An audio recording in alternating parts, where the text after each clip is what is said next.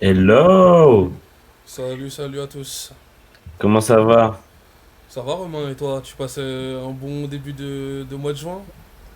Ouais, tranquille, tranquille, tranquille, je suis heureux. On parle MLS et tu vois, ce qui est drôle, c'est qu'il y a quelques semaines, même quelques jours, on nous disait, c'est drôle, pourquoi vous parlez de MLS? Vous êtes les seuls en France à parler de MLS, à faire des shows sur ça. Et puis boum, la MLS a basculé. Messi, Lionel Messi est arrivé et on va en parler et c'est une dinguerie et la MLS va prendre un nouveau tournant et on est content, on est heureux de parler de ça. Ouais, on est heureux de parler de ça. Comme tu disais, hein, ça tord le cou à certaines personnes qui disaient comme quoi on avait entre guillemets peut-être misé sur le mauvais cheval. Et de voir que des news comme ça arrivent, bah, forcément ça fait plaisir et puis ça nous donne encore plus envie de continuer à suivre ce championnat qui est la MLS. C'est clair. Bon, pour ceux qui nous connaissent pas et qui nous découvrent peut-être grâce à Messi, nous c'est Showtime. On est un média donc sur les sports américains principalement. Euh, Aujourd'hui, là, actuellement, on fait des shows sur Twitch, des MLS shows sur Twitch régulièrement et on essaie d'en faire un au moins par semaine pour traiter l'actualité de la MLS, de ce qui s'est passé dans la semaine, des news, des meilleurs joueurs, des équipes. On essaie de faire des focus à chaque fois sur deux ou trois matchs en général et on parle des équipes dans les matchs. Et donc aujourd'hui, moi je suis accompagné de Thomas. Aujourd'hui, Thomas, on va parler donc d'abord de Messi, forcément c'est la news numéro une. Ensuite, on va parler du match entre Sporting Kansas et Austin. Oui, parce que Sporting a fait une très belle performance. Houston et LAFC, un énorme choc où on s'attendait pas vraiment au résultat, on va dire. Et ensuite, Montréal face à Minnesota. Et on terminera aussi par la course au meilleur buteur, qui est assez haletante avec, je vais spoiler directement, mais 5 joueurs à 10 buts chacun. Et il y en a deux derrière à 9 buts. Donc, il y a la course, il y a la concurrence et ça va être intéressant de suivre ça. T'es chaud, Thomas, pour envoyer la première slide sur Lionel C'est Messi? On va parti. Let's go. Voilà la première slide sur Lionel Messi. On vous en a parlé. Je pense que le monde entier est au courant. Lionel Messi va bien entendu signer à l'Inter Miami. Alors, ce n'est pas encore officiel, les contrats ne sont pas signés, mais lui-même l'a annoncé. Il a refusé une offre de contrat de l'Arabie Saoudite. Il a refusé aussi, enfin, il n'y a pas vraiment eu d'offre, mais le FC Barcelone, son club de cœur. Et il va désormais s'engager pour l'Inter Miami pour 3 ans. Alors, on a un peu plus de détails au fil des jours. On sait qu'il va peut-être pouvoir jouer son premier match mi-juin, mi-juillet, pardon. Si je dis pas de bêtises, je me rappelle plus. Je crois que c'est Salt Lake, l'équipe qui serait disponible. Non, c'est Santa Cruz, un truc genre. Ils vont jouer en League Cup. Ils vont C'est après. ça, MLS, oui, c'est ça exactement. Voilà. Ils vont jouer contre une Euh, équipe mexicaine ou quelque chose. c'est ça, en Je me League rappelle. Cup. Alors, du coup, Lionel Messi en MLS, c'est surtout une histoire d'argent forcément, une histoire de contrat et une histoire oui, de merchandising, puisque Adidas et Apple TV donc sont sponsors. Donc le sponsor de la MLS, enfin le diffuseur officiel de l'Apple TV désormais, plus le sponsor officiel de la MLS et sponsor bien entendu de Lionel Messi, se sont engagés à verser une partie de leurs bénéfices à Lionel Messi pour un seul joueur. Ça c'est incroyable. On parle d'une enveloppe de globale de 30 millions de dollars par an, donc à peu près c'est 27 millions d'euros. Il va en plus de ça recevoir une partie des capitales de l'Inter Miami autour de 20 à 25%. Moi, je trouve ça fou, tu vois. Je trouve Ouais, c'est ça énorme, hein. énorme. C'est énorme comme pourcentage. Moi j'aurais peut-être misé sur un 5-10% à la limite, mais là Ouais, ça reste quand même c'est une sacrée part ça, dans la ça veut dire, franchise. ça veut dire qu'il va toucher ses propres revenus. Genre, une partie de ce qu'il va engranger, il va le toucher lui-même, tu vois. C'est fou.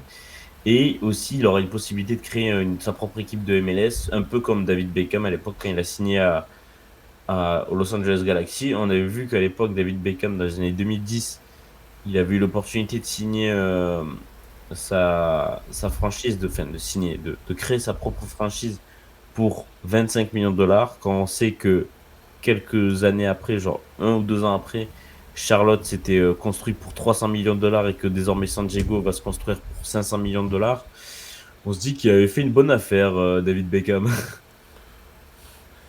Ouais, ben, pour moi, Messi, c'est incroyable, mais forcément, on se doutait que la contrepartie derrière, elle allait être élevée et au niveau de ce que représente le joueur dans le monde entier.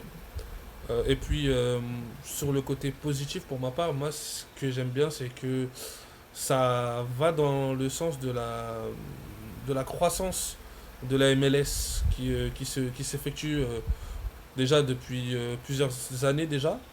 On a au début longtemps pensé à faire venir des anciennes grandes stars déchues pour donner une aura, une visibilité à la MLS en donnant des gros salaires. Puis ensuite, on est aussi ensuite passé sur le côté un peu plus formation, développement des clubs dans leur Oui. structure. On peut voir que par exemple le FC Dallas est allié avec le Bayern Munich depuis quelques Exactement. années. Le LAFC aussi qui a passé Oui, récemment aussi un partenariat avec aussi le avec le Bayern Bayern. Munich. Donc on est passé ensuite à la formation des jeunes et aux différents accords entre clubs de MLS et clubs européens. Avec surtout une mise en tête de la Coupe du Monde 2026 qui est dans déjà plus de 3 ans, hein. C'est rapide, hein. C'est ça. Et puis on a aussi un peu équilibré en termes de salaire. On est passé à des joueurs désignés. On en a que 3 par équipe maintenant. On a les salaires, on a du salaire, on a un salary cap aussi, comme tous les Sport sports américain. américains.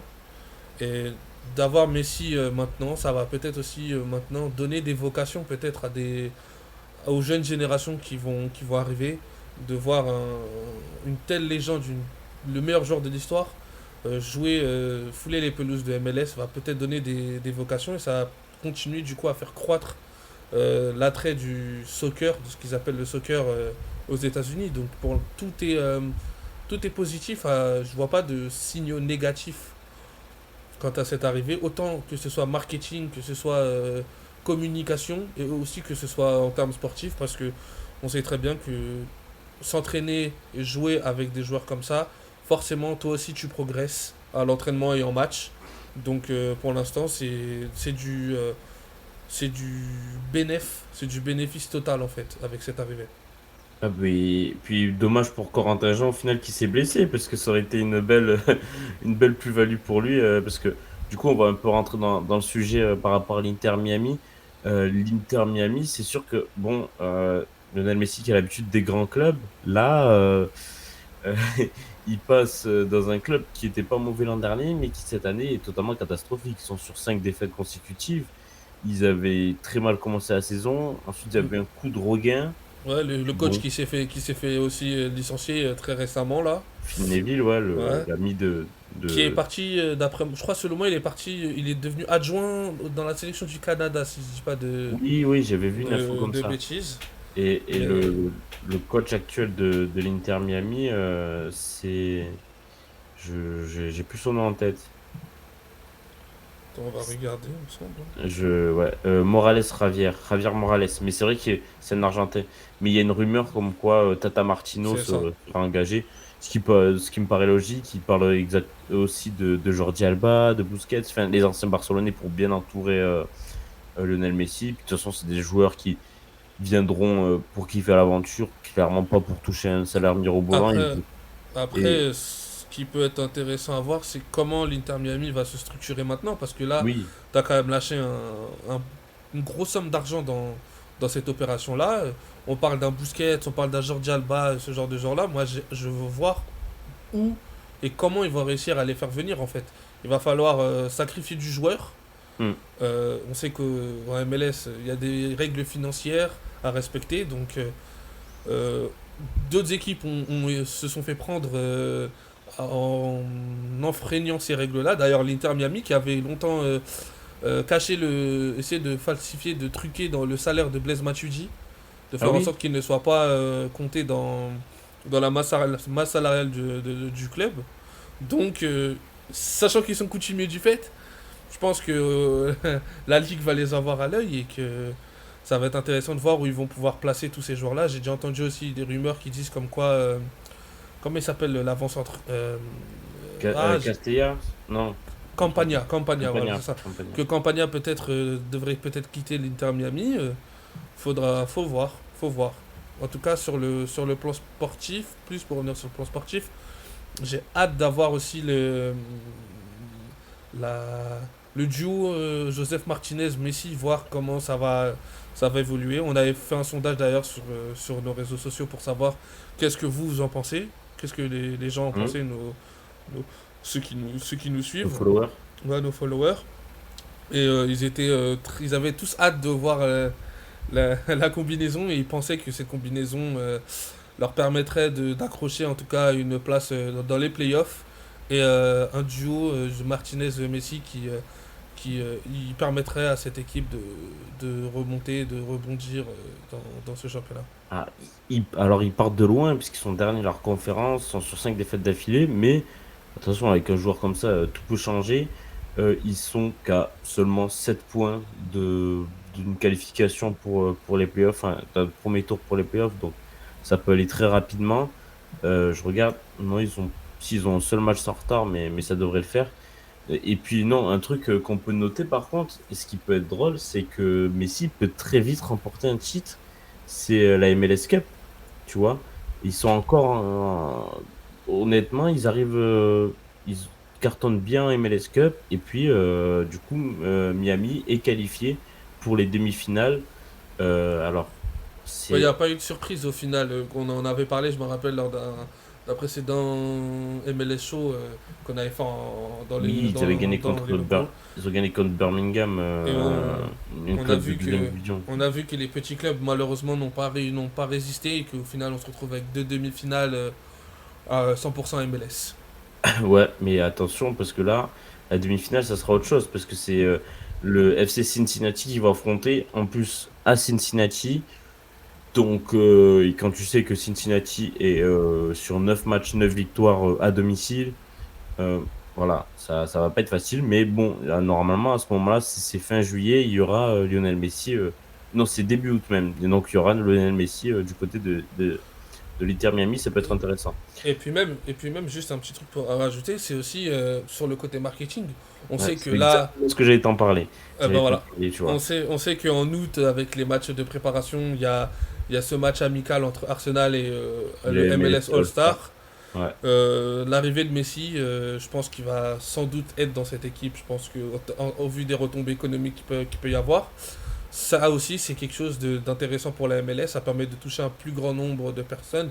On sait que ces joueurs-là ont des fanbases très très solides qui les suivent partout où ils vont parce que on voit que quand Messi est parti de Barcelone, a signé au PSG, on a vu d'un coup sur les comptes Instagram ou les comptes réseaux sociaux euh, le nombre d'abonnés monter en flèche du côté du PSG. Là, ils en ont perdu, je crois, quasiment plus de 2 millions Et juste alors, à l'annonce du départ de Messi. Donc que l'Inter Miami a quadruplé ses abonnés. voilà, donc la force de frappe marketing pour l'Inter Miami et pour la MLS n'est pas on peut pas comment dire, j'ai perdu mon mot, Oui, excuse-moi. je vois ce que tu veux dire, On peut n'est pas pas à sous-estimer, quoi. voilà, c'est ça, Il va exactement. falloir qu'il soit intelligent marketingment, par contre. Il va falloir C'est qu'ils ça, utilisent bien ça, tu vois. c'est ça.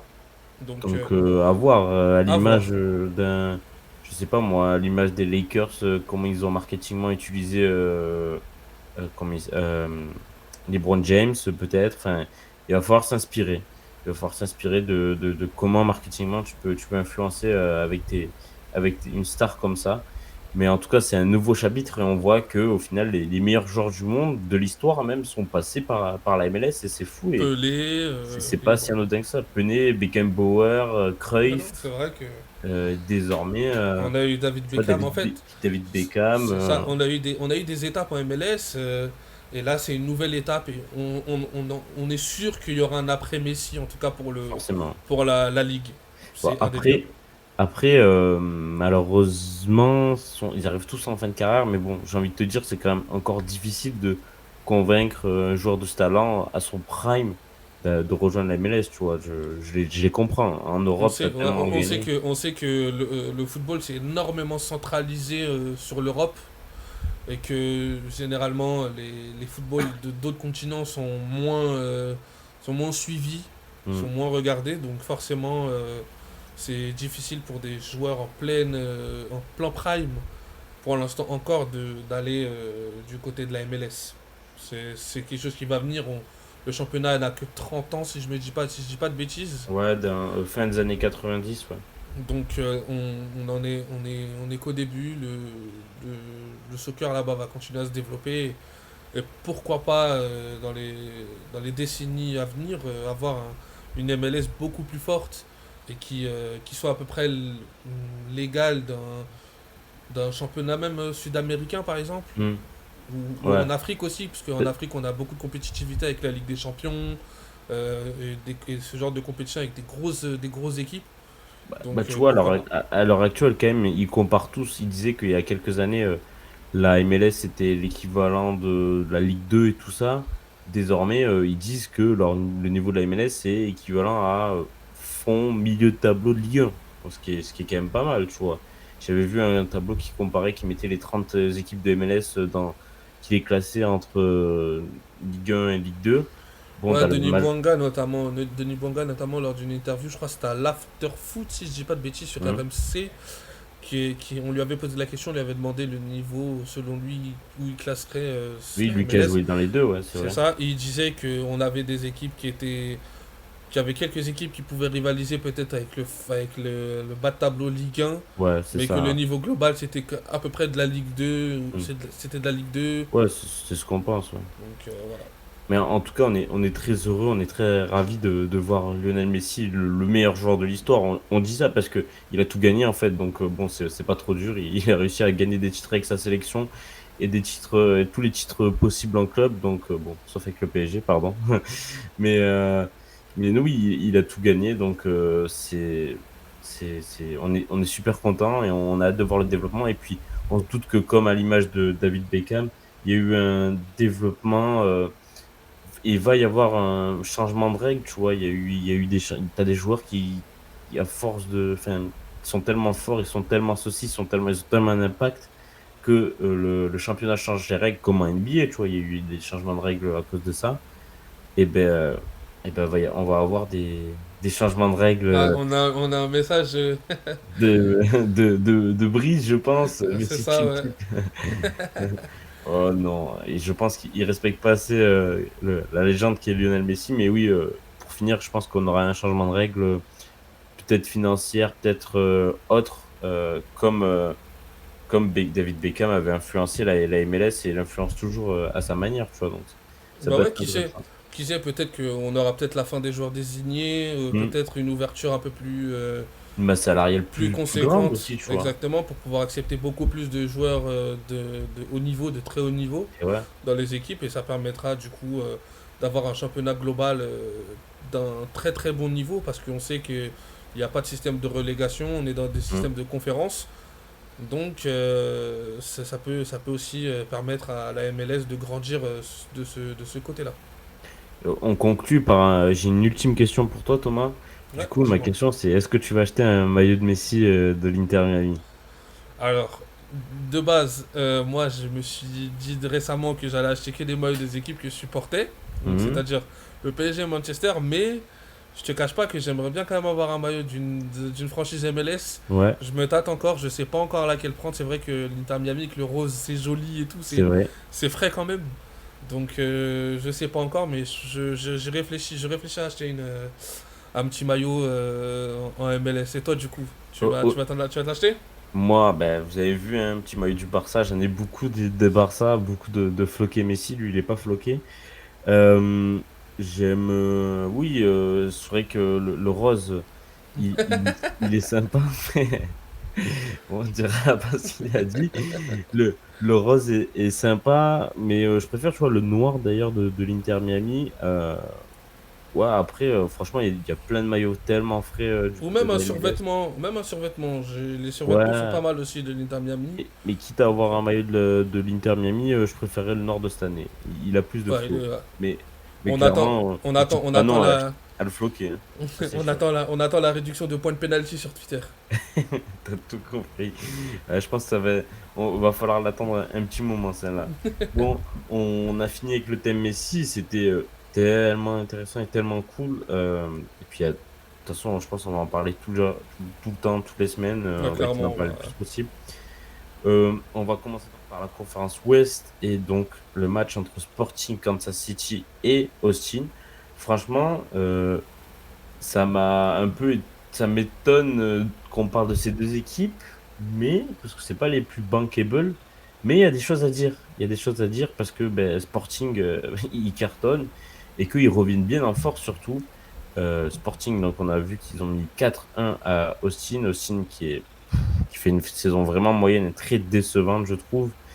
Tandis que le Sporting, qui faisait une saison moyenne et très décevante aussi, au final, est sur 6 matchs, une seule défaite sur les 6 derniers matchs, ce qui est vraiment pas mal pour eux. Ils ont des scores assez ahurissants. Ils prennent des 4-1 et derrière, ils mettent des 4-0, des 4-1. Enfin, c'est tout ou rien avec cette équipe, j'ai l'impression. Tu vois, ouais, ils ont pris 4-0 contre Saint-Louis. Ils ont mis 4-1 à Portland et derrière 4-1 à Austin. C'est assez fou. Du coup, ils ont gagné ce week-end grâce à un doublé de Pulido qui a fait une belle interview intéressante après le match d'ailleurs. De toute façon, on le sait que Pulido, c'est leur force de frappe numéro une. Euh, mais surtout, ils sont bien accompagnés d'un petit Français, hein, on peut en parler, Rémi Walter, non? Ouais, Qui est titulaire, hein, qui est la pierre angulaire de leur système. le Sporting Kansas, c'est une équipe, comme tu as dit, c'est un peu tout ou rien. C'est une Ap- équipe ap- qui. Après, attends, juste pour te couper, après, honnêtement, on n'attend pas grand-chose d'eux depuis le début de la saison. Tu vois. On n'attendait pas grand-chose d'eux cette saison. Et au final, qu'ils se battent pour les playoffs, c'est une bonne surprise pour eux. Oh oui, c'est une très bonne surprise même parce que c'est une équipe, on va pas se mentir, en début de saison, c'est pas une équipe qui fait rêver, c'est pas une équipe que tu as envie de suivre plus que ça, on va pas se Hmm. mentir. Alors que c'est Mais, une, c'est une équipe qui a de l'histoire, hein, MLS. mais au final, on se rend compte que c'est une équipe qui triche pas, c'est une équipe qui joue avec du caractère, avec ses tripes. Ils sont capables de malheureusement passer à côté de matchs. Mais quand ils sont bien, quand ils sont en confiance surtout, ils arrivent à, ils arrivent à faire des résultats, à avoir des résultats. C'est une équipe solide. C'est une équipe qui base son jeu beaucoup sur de la transition. On sait que c'est pas l'équipe qui a les meilleures individualités au sein de son Non. effectif. Donc elle joue avec ses forces. Elle, elle en priorise d'abord l'aspect défensif avec un bloc bien bas, bien solide, bien compact.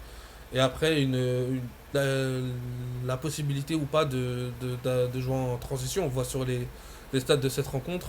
C'est ce que j'allais te Austin dire. à 64% de possession de balle, elle a quasi sur la totalité de la rencontre à la balle. Elle se crée des occasions, mais au final, on voit que c'est pas dangereux parce qu'ils arrivent quand même à bien protéger leur surface de réparation et c'est ce qui fait la différence. On sait que la MLS, mis à part quelques équipes, c'est beaucoup de transitions parce que c'est beaucoup de transitions de jeu rapide, de jeu direct. On n'a pas beaucoup d'équipes qui aiment avoir la possession.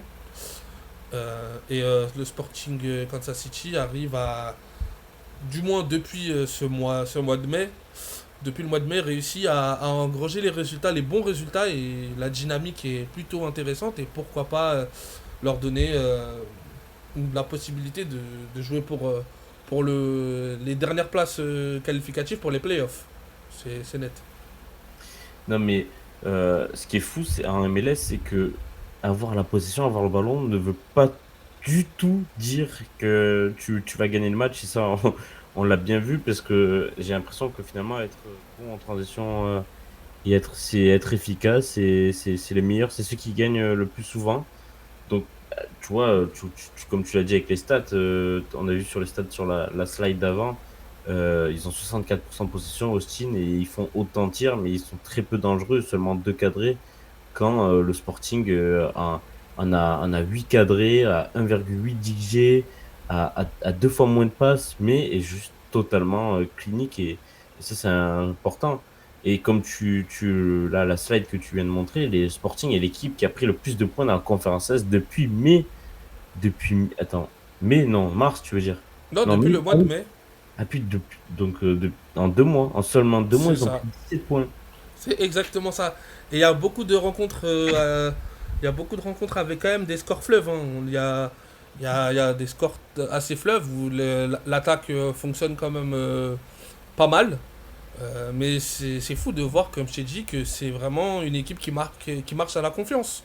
Ah oui, oui, oui. Ben, je viens de voir le truc sur les 10 derniers matchs. Ben, Sporting, c'est oui, 5 victoires, 2 nuls et 3 défaites. Mais du coup, c'est 17 points devant le LAFC ou San José. San José. C'est ça. Et ils le doivent aussi à un joueur très très important, comme tu t'en as parlé un peu Pulido. juste avant. Exactement. On a le buteur mexicain Alan Pulido qui, dans cette période depuis de mai, a marqué 4 buts pour le Sporting Kansas City et il a fait aussi 2 passes décisives. Donc c'est quand tu as un attaquant en confiance et un mec qui est capable de te mettre les occasions au fond, bah, ça change tout. On l'avait dit aussi dans une autre émission que la MLS c'est beaucoup une ligue où l'efficacité dans les deux surfaces prime Hmm. pour pas mal d'équipes. C'est avoir une défense solide, un gardien solide qui te fait les arrêts et devant avoir quelqu'un qui est capable de te mettre les occasions parce que c'est des matchs souvent ouverts avec beaucoup de jeux directs. Et donc il faut avoir devant un avant-centre qui te met les pions pour te faire gagner ce rapport de force. Parce que généralement dans les matchs, même si on a des scores fleuves parfois, en termes de jeu, les équipes sont assez proches. Et c'est pas non plus des surdominations tout le temps. Et donc c'est avoir cette avancante-là qui fait la différence. On espère pour Kansas que Pulido continuera sur cette voie-là. Mais en tout Ouais. cas, c'est positif. C'est pas l'attaquant de l'année, mais il est là quand il faut et pour être dépanné. Je viens de voir une stat effrayante. Sur les 8 premières journées de championnat, puisqu'ils en sont déjà à 18 journées, Kansas, c'est seulement 3 points engrangés. Alors que là, sur les 10 dernières journées, ils sont à 17 points. C'est c'est assez effrayant que de te dire pendant 8 matchs, ils ont rien fait. Et là, sur les 10 derniers, ils prennent 17 points. Et Non, c'est en plus je dis pas de Ils ont bêtises, vraiment lancé leur saison, tu vois. ils récupèrent là, ils vont récupérer un joueur clé là dans leur équipe, je sais plus. Je crois que c'est, je sais pas si c'est Espinosa, j'ai oublié le nom. Il y a un Espinoza C'est qui joue ça, chez eux. je crois, et je crois que c'est un de leurs À, très très à- gros joueurs. à pas confondre avec celui de San José. Mais Mais oui, il ils y ont a un un très très Espinoza. gros joueur et qui va revenir là. Donc Il est rentré, Espinoza, ce week-end. Roger Espinoza, mais 36 ans. Euh, ils ont un joueur de talent là qui revient là dans. Bah, écoute, non, il a joué cette année. Il a été blessé un peu, mais il a joué un peu cette année. Je sais plus si c'est un de leurs joueurs Euh, désignés, mais faut que je regarde. Attends, je vais regarder en même temps. Attends. ouais, Euh, parce que là, dans les blessés, ils ont Ford. Non, je pense pas que ce soit lui. non, Melia. Non, c'est le gardien. Ils ont Agada. William Agada, attaquant. C'est peut-être lui, non? non. Euh... Vas-y, désolé, on Ouais, continue de on regarder. continue, hein, on regarde en même temps, c'est pour ça. Kaiden Pierre, non, lui c'est un petit jeune. Et Russell, Johnny Russell, peut-être? Non, c'est pas. Non, non. C'est un Sud-Américain, si je dis pas de Ah, folie. d'accord. Si je dis pas de conneries, c'est un. Je. Là, il y a J'ai. Felipe Hernandez.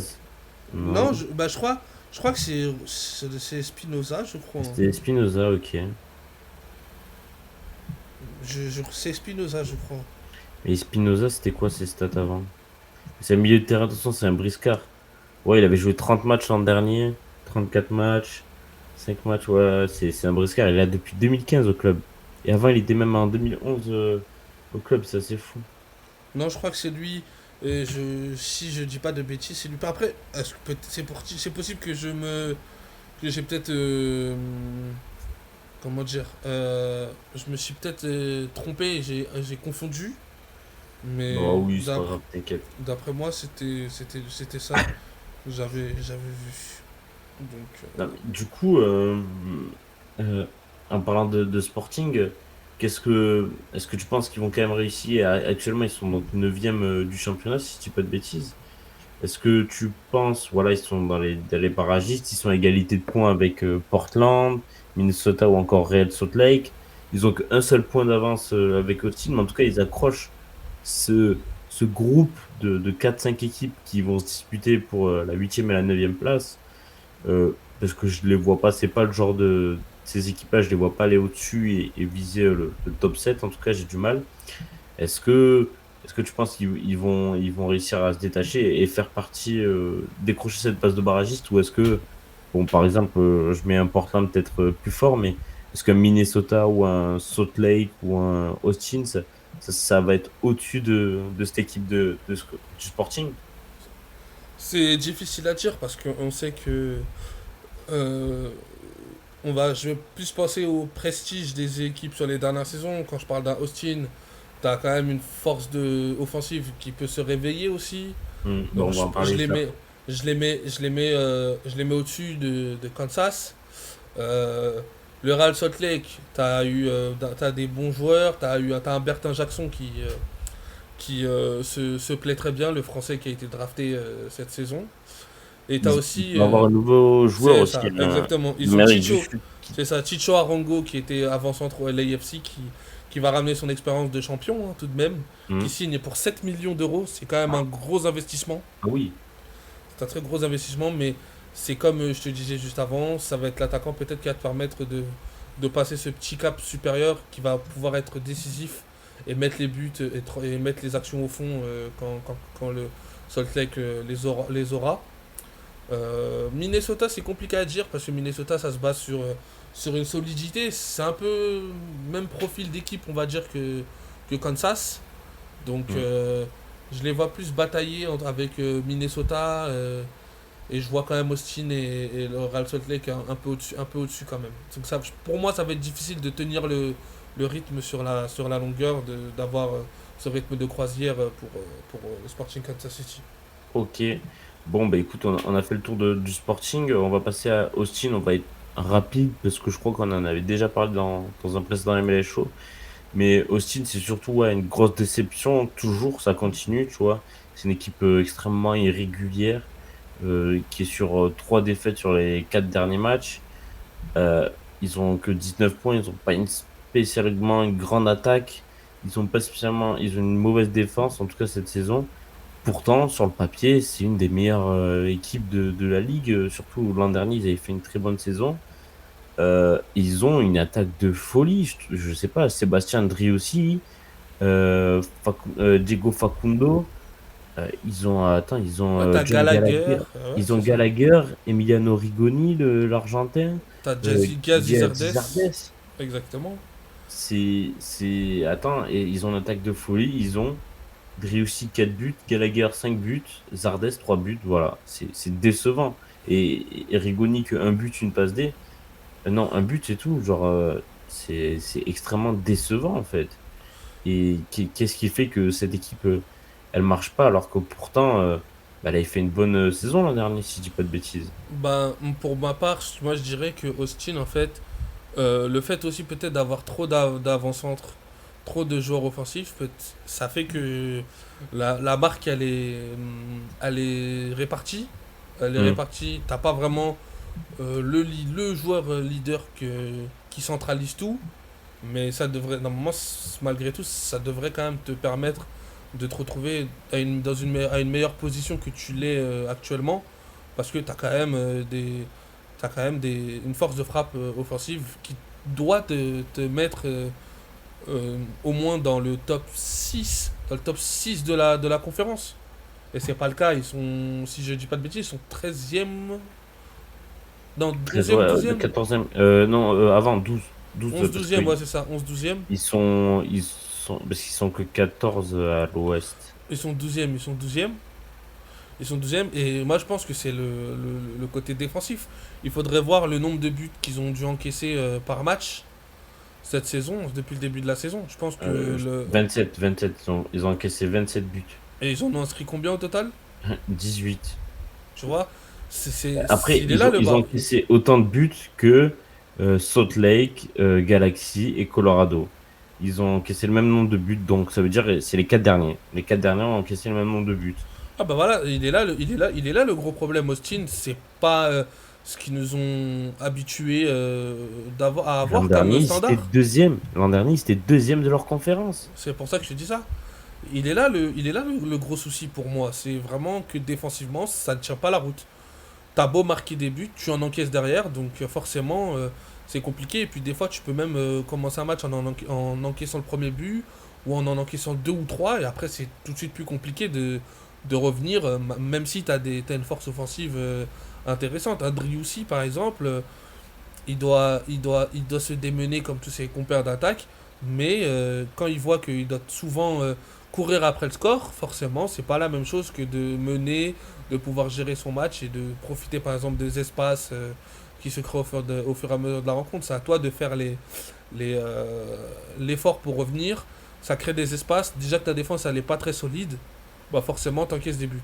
Et il est là le principal souci pour ma part. Ok, bon, on est d'accord sur ce côté-là. On va passer au match d'après, hein? Ouais. Donc, encore un match de la conférence Ouest entre Houston et LAFC. Et oui, Houston qui était dans le creux, qui avait fait un excellent début de saison, qui ensuite est vachement descendu, et ben là revient, après avoir enchaîné 2 défaites consécutives, revient avec un 4-0 infligé à domicile face au Los Angeles FC. Et quelle victoire! C'est assez impressionnant. En plus, on voit un but de Amin Bassi, le milieu de terrain L'ancien Messin, franco-marocain, ouais, c'est ça, l'ancien Messin. l'ancien Messin, un des meilleurs buteurs de la MLS, même, Ah il en ouais. fait partie. Il est fort hein, sur les penalties. Hein. Il tremble pas en tout cas, c'est C'est positif. ça. Et ouais, c'est comme tu l'as noté, Houston voit la vie en orange. C'est plutôt pas mal. Après, il va falloir qu'ils confirment. Et bon, je pense qu'ils ont quand même accroché le. Ils devraient pas faire les cons. Ils ont accroché le bon wagon. Bon, ils ont 5 points d'écart avec San Jose qui est cinquième. Je pense pas qu'ils joueront les quatrième et cinquième places, tu vois. Mais s'ils arrivent à jouer la sixième et septième place et donc qualificatif directement pour les playoffs, ça peut être intéressant pour eux, tu vois. Et éviter de se taper la huitième et neuvième place, donc le barrage. Ouais, Houston, voilà, vient orange. On sait très bien que c'est une équipe pas évidente à manœuvrer. C'est toujours compliqué de se déplacer chez eux. Avec le vieux roublard Exactement. Hector Herrera. C'est toujours très difficile. Au début de saison, ils ont commencé par deux défaites. On se demandait où cette équipe allait. Et au final, on force est de constater que avec le temps, avec les matchs, ils ont petit à petit réussi à trouver leur rythme de croisière, leur façon de jouer, hein, avec notamment deux gros ailiers sur les côtés qui sont assez virevoltants et qui font du mal à leurs adversaires. Mais tu vois, entre avril et mai, ils ont enchaîné 6 matchs sans défaite consécutive. Donc c'était sympa. Puis après, ils ont rechuté. Après, ils ont fait 3 matchs sans victoire. Puis après, 2 victoires, 2 défaites. Puis là, ils sont encore sur 2 victoires. Donc bon, c'est le principe d'une équipe inconstante, hein. Ça fait 2 victoires, 2 défaites, 2 victoires, 2 défaites, 3 défaites, 3 victoires. Voilà. C'est ça le Ouais, problème. c'est vraiment la base de leur jeu en fait. C'est vraiment le milieu de terrain. C'est vraiment le cœur de leur tactique. On sait que c'est une équipe qui, quand elle est dans un bon soir, est capable de te mettre une très grosse intensité au milieu de terrain avec des chiens de la casse, entre guillemets, comme un Hector Herrera par exemple. Tu vois. Mm. On l'a retrouvé parce qu'au début de saison, c'était pas trop ça non plus. Il avait peut-être perdu cette petite grinta qu'on lui connaît. Là, le milieu de terrain fonctionne très bien en fait. T'as les deux derrière qui ratissent, qui arrivent à ratisser, qui arrivent à mettre de l'impact, à détruire leurs adversaires directs pour donner les ballons à Bassi qui lui arrive à faire le lien entre le milieu et l'attaque en alimentant surtout les deux ailiers qui jouent énormément de 1 contre 1. C'est des petits joueurs rapides, vifs, techniques qui n'arrêtent pas de venir provoquer leur vis-à-vis. Et le LAFC, ils ont craqué parce que Le pauvre Hollingshead, je sais plus comment, je sais pas comment on le prononce, malheureusement, excusez-moi. Mais le pauvre latéral du LAFC, en fait, il a passé un mauvais quart d'heure. Il a passé un mauvais quart d'heure et quand Quinones marque au bout de 10 minutes, il marque à Ouais. la 11e minute, c'est sur une action où c'est une récupération haute, on lui donne le ballon, il récupère la balle, il joue son 1 contre 1, il rentre dans la surface, il se décale sur son pied droit, il enveloppe derrière et ça fait but. Et Mm. on a vu ça énormément de fois, on a vu ça énormément, à énormément de reprises. Et elle est là la principale force de Houston, elle se trouve dans leur milieu de terrain et leur capacité à donner des munitions aux ailiers pour pouvoir jouer des 1 contre 1 et pouvoir déborder l'équipe adverse. J'allais te dire comment t'expliques justement ce carton face à Los Angeles, qui est pourtant Los Angeles, genre la meilleure équipe, clairement, même si elle n'est pas première de la conférence, elle a tellement de matchs de retard qu'elle peut doubler tout le monde. Et puis c'est l'équipe la plus confiante, on va dire, de la saison. Comment t'arrives à expliquer qu'il y a eu ce carton? Est-ce que c'est par rapport au fait que Los Angeles, bah, mine de rien, est sur trois défaites consécutives, dont la double défaite en Ligue des Champions au CONCACAF qui leur a fait perdre confiance, tu penses, ou Ouais, pas? forcément, ça a dû jouer, oui, forcément, ça a dû jouer. Euh, T'es dans une passe t'es un peu moins bien. Le LAFC est moins bien. Ils sont sur 5 matchs de compétition Sans confondus victoire. sans aucune victoire, c'est ça. Et puis, tu joues beaucoup de matchs, tu fais tourner. Les joueurs peut-être aussi n'avaient pas la capacité de répondre au duel physique que Houston a pu dicter à la rencontre. Et je pense que c'est ce manque d'intensité qui les a fait totalement, totalement déjouer. Parce que quand tu regardes les stats, au final, c'est 13 tirs chacun, mais Ouais, tu cadres moins de frappes parce que peut-être qu'il y a moins de confiance. Et puis, t'es mené très rapidement dans le match. Donc ça donne encore plus d'énergie à Houston pour continuer leur plan de jeu. Et en plus, t'as aussi la faillite de certains joueurs. Un Hollingshid qui est fautif sur le premier but, puis ensuite qui te coûte un penalty derrière, qui te coûte un penalty dans le même match. Forcément, c'est difficile de te reprendre pour le LAFC, aussi forte soit-elle. ouais. Et tu penses que ils vont revenir? Parce que là, quand même, on rappelle, ils ont 4 matchs de retard sur l'équipe qui est juste devant elle, Seattle. 4 matchs de retard et seulement 2 points de retard. Donc, bon, écoute, ils devraient revenir. Tu penses que ouais, ils sont peut-être éreintés. Après, maintenant, désormais, ils n'ont plus aucune autre compétition que la MLS à jouer. Ils sont éliminés de la Coupe MLS. Ils sont éliminés enfin, ils ont perdu en finale de la Ligue des Champions CONCACAF. Voilà, je pense qu'ils vont plus se concentrer que sur la MLS. Maintenant, ils vont revenir et puis ils ont joué que 14 matchs. Donc, ils vont pouvoir carburer, non? Ouais, maintenant, c'est un peu, je pense que ça va faire un peu comme Philadelphie. Philadelphie qui est dans un cas similaire où ils n'ont plus que la MLS à jouer. Et bizarrement, ils sont revenus à des fondamentaux et bizarrement, ça fonctionne mieux, même si là, ils ont été tenus en échec, si je dis pas de bêtises. Philadelphie, c'est meilleure équipe de la conférence Est sur les 10 derniers matchs avec Cincinnati. Je pense que c'est vraiment le scénario d'un match, c'est vraiment le côté tourbillon d'intensité que Houston a pu mettre.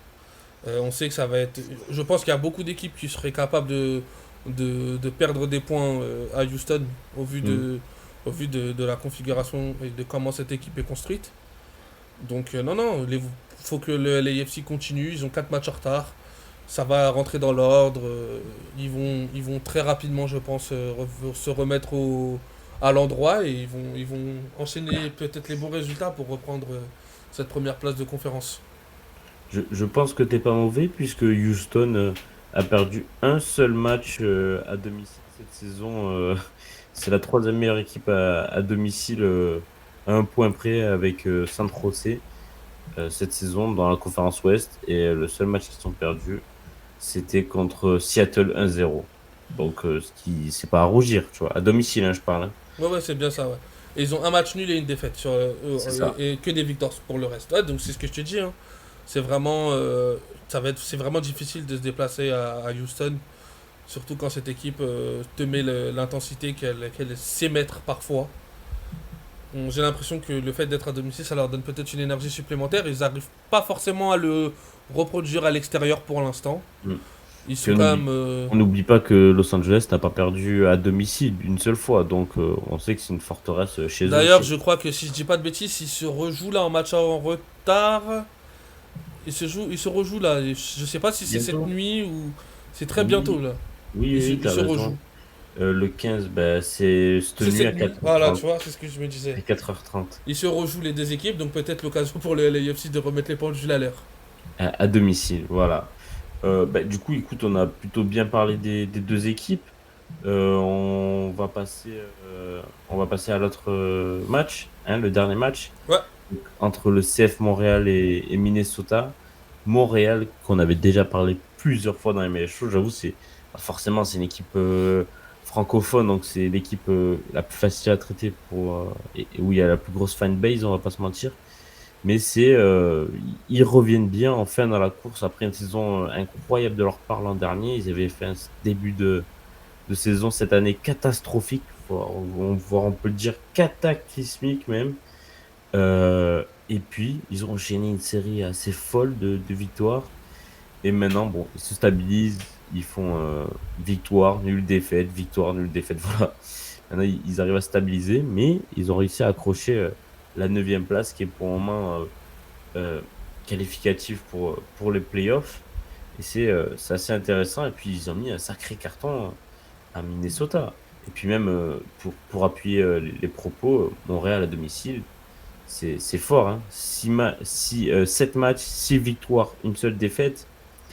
C'est assez incroyable. Et en plus, tu vois, ils ont seulement 2 matchs en retard par rapport à ses concurrents, donc qui est Columbus, Philadelphie, Atlanta ou Nashville. Ils ont 2 matchs en moins à domicile par rapport à eux. Ils ont 2 points de moins. Donc, avec une seule victoire de leur part, ils pourraient être la deuxième équipe à domicile de la conférence. Ce qui prouve que leur stade est une vraie forteresse. ouais, j'ai l'impression qu'il y a beaucoup d'équipes dans ce cas-là. Ouais. Très forte à C'est ça, domicile. exactement.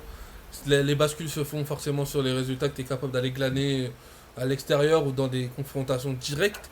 Mais pour Montréal, de là où ils partent, on se rappelle du début de saison qui était cataclysmique pour Mm. Montréal. C'était des scores à droite, à tout bout de champ, ils se faisaient fumer de partout. Là, de les revoir réussir à mettre des scores, des 4-0, on se rappelle aussi du derby contre Toronto, où ils ont fumé Toronto pareil à domicile. On sait que le salut passera par là pour eux.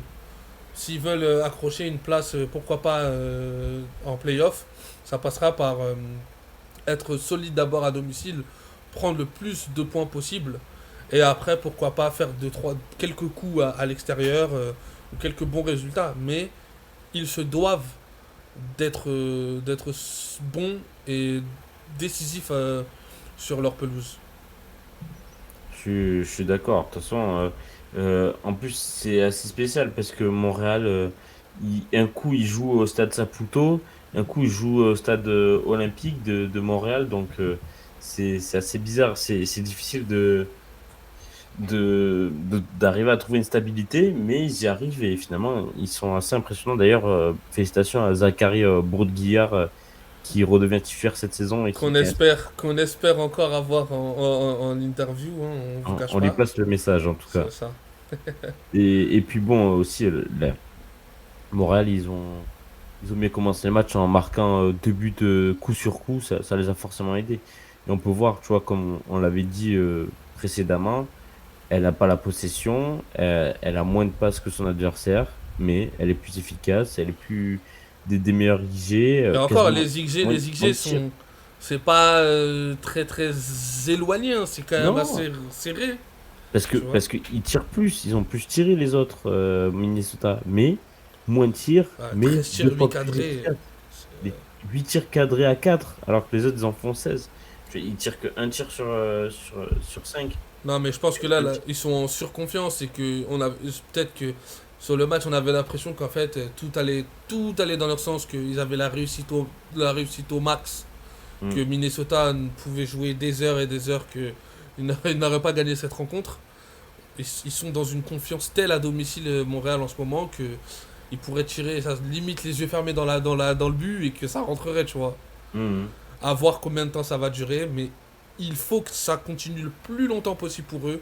Parce que comme je l'ai dit, leur salut cette saison pour espérer atteindre les playoffs passera par une solidité et rendre Montréal une forteresse quand les équipes se déplacent et qu'elles se disent que oh merde, on se déplace soit au Saputo Stadium ou soit au stade olympique. Bah merde, en fait, on est quasi sûr qu'on n'aura pas les 3 points. Ouais, ouais, je suis d'accord avec toi. Concernant le classement de Montréal, bon, on voit qu'ils ont 22 points, ils sont 9e avec 22 points, ils sont égalité avec Charlotte, mais ils ont un match en moins, Montréal, donc voilà pourquoi ils sont devant. Ils se tapent avec DC United qui a un point devant eux. Et après, commence à avoir déjà un écart, tu vois, avec Orlando qui a 4 points de plus, Columbus 5 puis Atlanta 6. Euh, je pense qu'il va être difficile pour eux de viser au-delà de cette huitième fameuse place de barragiste. Je pense qu'ils vont plus devoir se battre pour, ouais, justement, avoir cette place de barragiste jusqu'à la fin de la saison.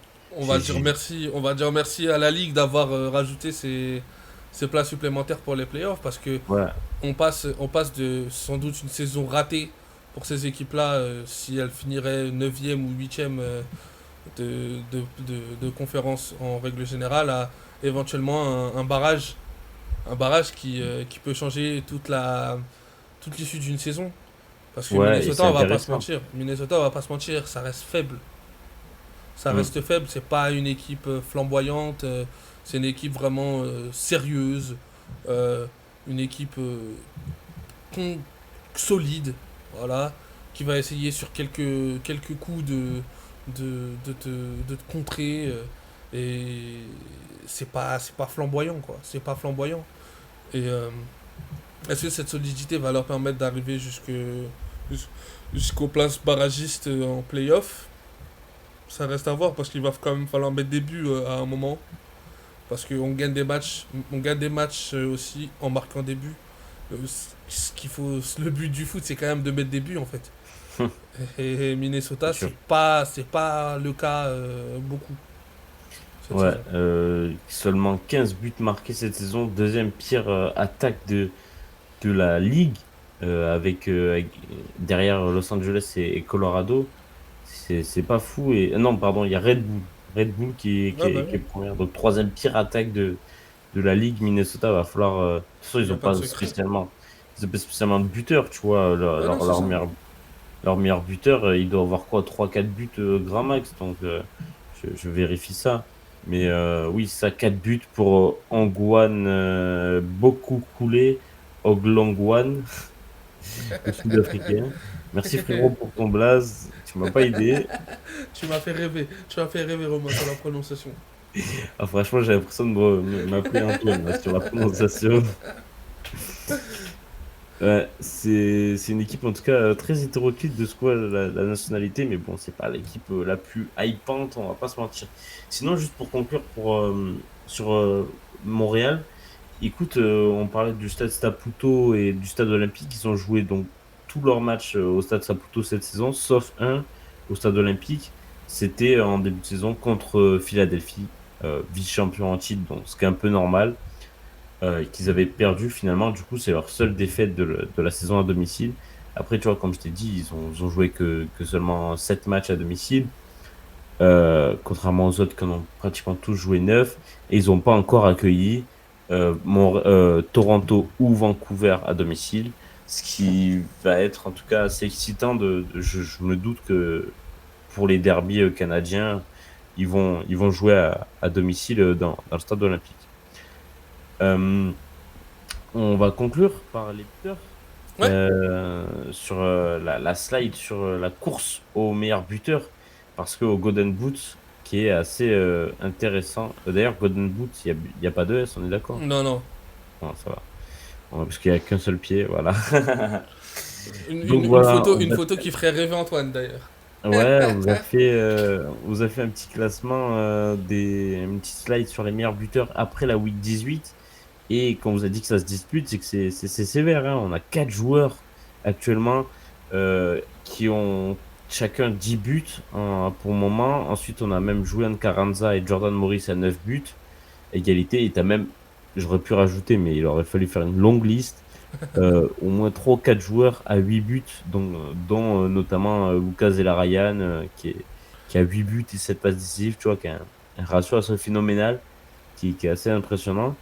Euh, Au début, c'est vrai que dès le début de la saison, Bouanga et Mouktar se sont différenciés par rapport aux autres et finalement, ils se sont rejoints très vite. Franchement, personnellement, j'ai pas vu Jesus Ferreira marquer 10 buts, c'est hallucinant. Il est Ouais, revenu il comme est une dans un flèche. Dallas, il est dans un Dallas qui est moyen, qui est moyennasse, et pourtant il arrive quand même à faire ses stats.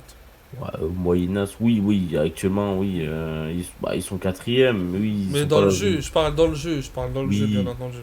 ouais, ils sont pas dans une grande forme, mais ils arrivent à faire partie du très bon top tier, tu vois, de la Ouais, ligue. ouais, ils Donc, sont cliniques et efficaces, quoi. C'est ouais, vraiment. c'est ça.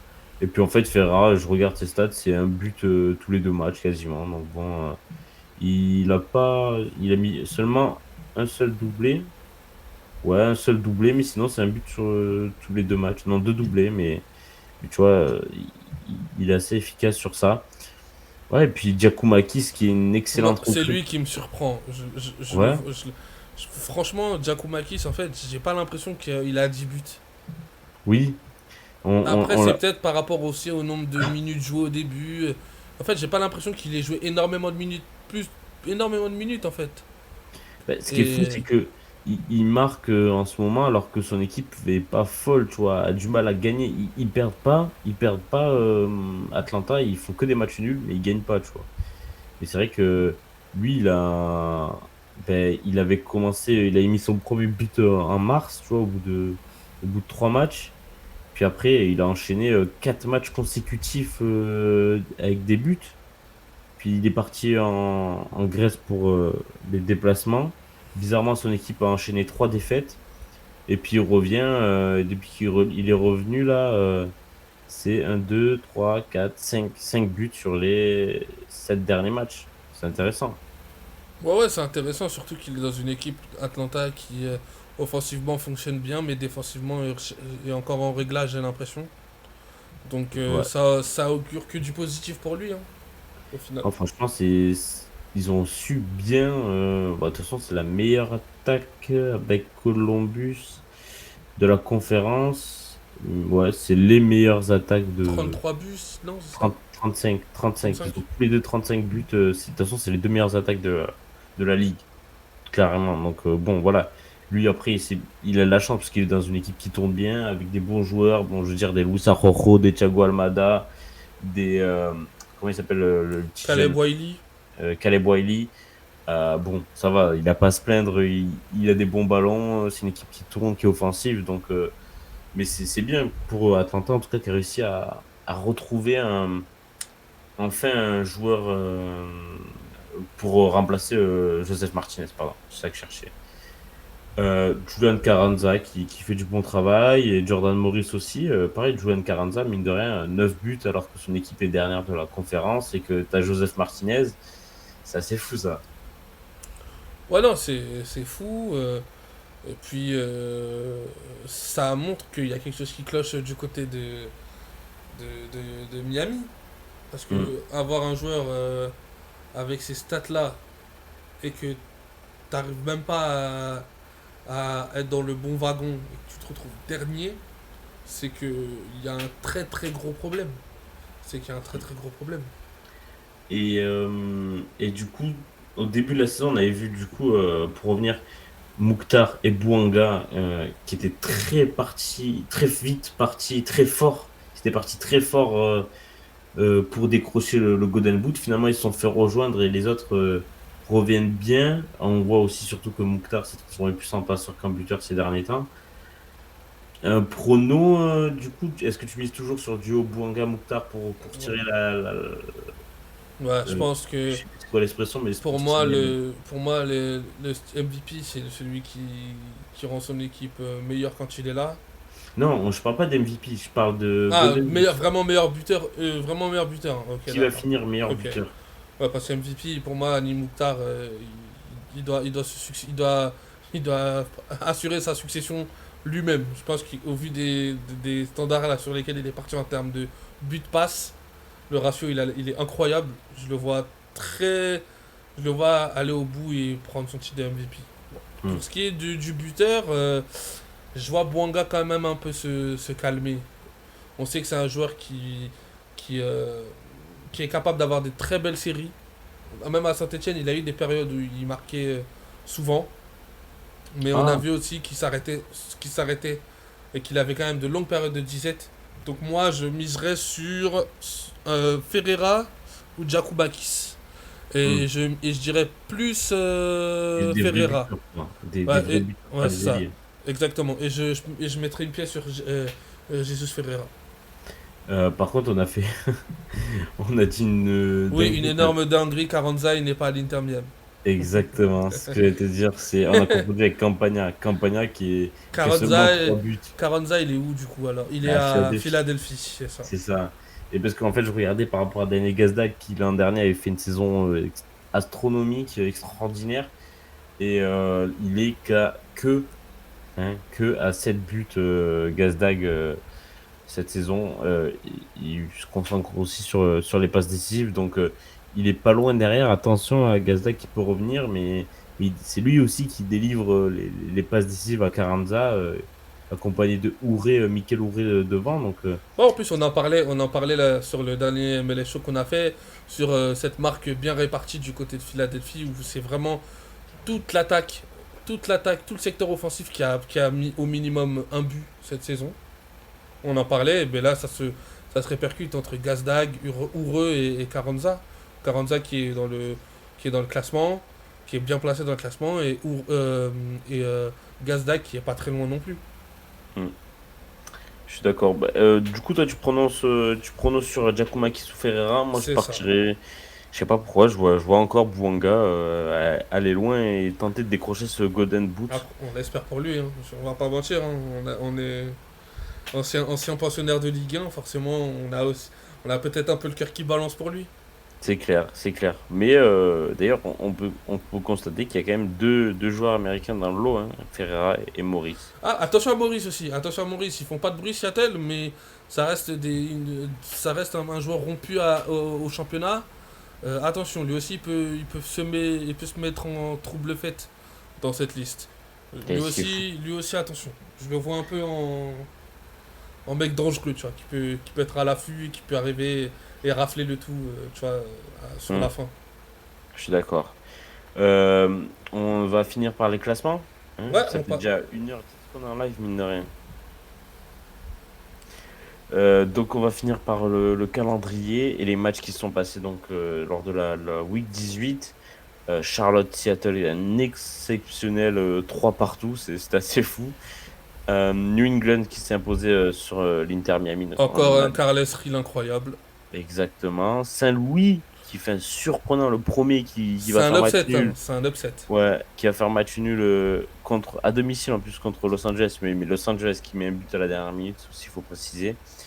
Montréal, on en a parlé. Atlanta qui revient bien, enfin il gagne. DC Chicago, United, faudra qu'on en parle à un moment parce que c'est pas foufou, hein. ouais, mais C'est pas. ça joue les barrages pour le moment. Chicago qui continue de s'enfoncer, qui gagne plus un match, Qui et peut, qui avant de perdre, il perdait plus, mais en fait maintenant il gagne plus. et Donc ils perdent sur un but à la dernière dans le temps additionnel exceptionnel de Lucas de la on, Ryan. c'est vrai, on va en Exceptionnel. parler. Enfin, tu l'as mis dans le top Ouais, 8. ouais, clairement. Il est monstrueux. Franchement, c'est fou. Tenter ça à la 90e minute, c'est assez fou. Un des buts de l'année, clairement.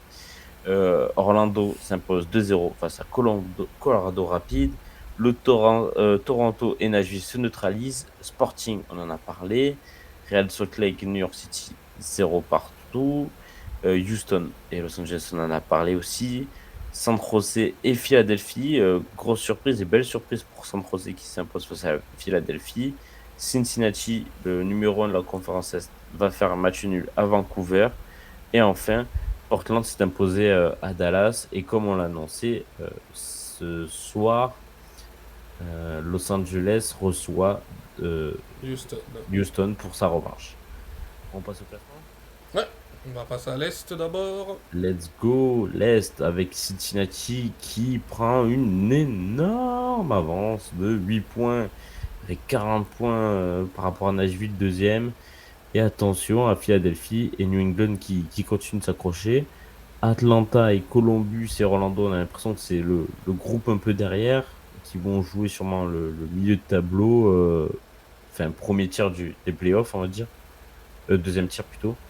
Et puis derrière, ça se dispute entre Charlotte et Montréal. Alors, ils ont le même nombre de points. Il y a juste un match de moins pour Montréal. Donc, normalement, Montréal est 9e et qualifié pour les playoffs. Mais bon, on est loin. Et puis derrière, tu as un groupe de On a 4 équipes. vraiment un peloton de cancres. Ouais, c'est ça. Derrière, New tu vois. York, Toronto, les deux New York en fait, et puis Chicago, et puis Miami. C'est vraiment, genre, t'as l'impression que c'est l'équipe qui. Lionel, Ouais, dépêche-toi! personne veut sortir de cette poule, alors que finalement, ils sont pas si loin, mais il va falloir qu'ils s'activent s'ils veulent vraiment disputer, avoir une chance de disputer les barrages. On passe à l'ouest. Ouais. Et on conclut du coup par l'ouest avec Saint-Louis qui est devant Seattle. Donc Saint-Louis qui continue à être devant. Mais attention à Los Angeles parce qu'on le voit, ils ont 4 matchs de retard par rapport à Seattle et même 2 de retard par rapport à Saint-Louis. Donc une seule victoire et ils repasseraient premier. Bah, non, plutôt 2 victoires parce que par rapport à la différence de but, il va falloir que. Bah, ils en ont pris 4 c'est vrai. Donc il va falloir qu'ils la soignent. Il va falloir qu'ils en remettent 4 ce soir.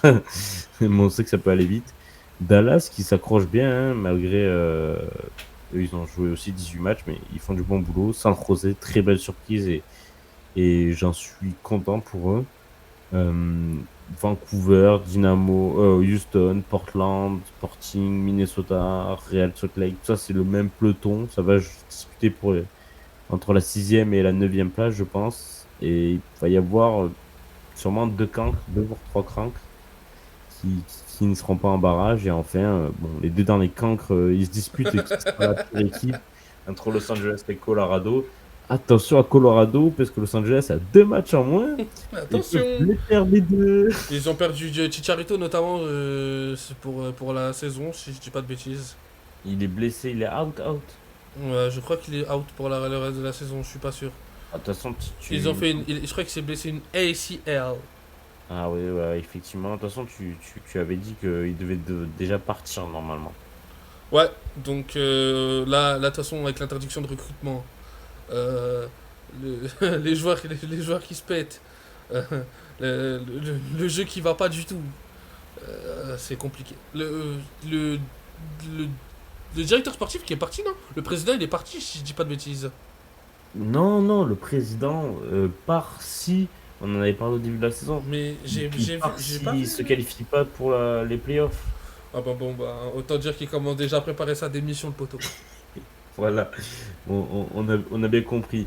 En gros, c'était soit ils restaient et ils allaient en playoff, ils faisaient une bonne saison, soit ils se cassaient et ils faisaient une saison de merde. Bon, ben voilà, je crois qu'ils ont vite fait le choix, C'est les fait. supporters, et y être. Mais c'est dommage pour cette équipe, parce que surtout qu'on voit que Ricky Puig commence à bien s'épanouir, mine de rien, dans l'équipe. Il commence à être à l'aise, Ouais, mais t'as aussi Jalen Neal, hein, qui est d'un prospect draft de cette saison, qui est une vraie satisfaction en défense, qui a été appelé, si je dis pas de bêtises, avec la sélection là pour la Gold Cup, si je dis pas de conneries. Il a été mm. sélectionné, donc lui aussi, joueur à suivre, peut-être construire le futur de la franchise peut-être sur lui. Parce que je Et pense qu'il a les épaules et je pense que c'est un joueur talentueux. lui, c'est ton chouchou, hein. Lui, tu Ouais, l'aimes bien. c'est vrai. Je l'aime beaucoup. Puis en vrai, je regarde leur banc, mais ils ont quand même Chris Mavinga et c'est quoi? C'est Efren Alvarez sur le banc en plus, hein. Puis le papy Diego Douglas Costa encore. Ah, mais Bon, lui c'est un joueur de five. attends, juste pour rigoler, je regarde ses statistiques cette saison. Euh, Waouh, 5 matchs. Bah, il a joué que 5 matchs. Ok, d'accord. C'est un joueur de five. C'est fini. Ouais, ouais, ouais, Je l'appellerai quand j'aurai un five à Nanterre. Vas-y. Je pense qu'il sera chaud. Il sera chaud. Et je voulais juste avant de qu'on se quitte, Je voulais juste remercier Dazio89 pour le follow. Ça fait plaisir, c'est cool. Ouais, vas-y, ben merci à tous ceux qui follow et qui regardent, et puis merci à tous ceux qui regardent le replay sur YouTube. Nous, on va se quitter avec le top but, hein, compilé par Thomas, et puis on espère de se voir la semaine prochaine pour continuer à parler des MLS. C'est Allez, ça. ciao. Ciao, ciao, ciao. Why not? What an unbelievable fan base they have. He has to go over the top. And that one flicked towards goal in! Acosta! A perfect rainbow! And it's 1-0 for the visitors. Terrell in the right spot. Gruezo will leave it out top. Troco!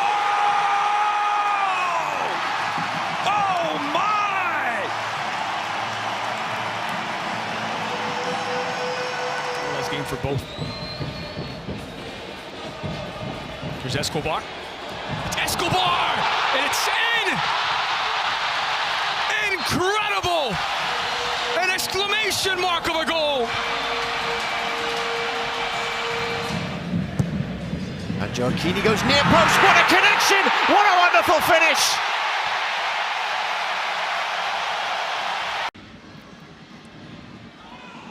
After no score in the first 45, can it be? You betcha! Oh my!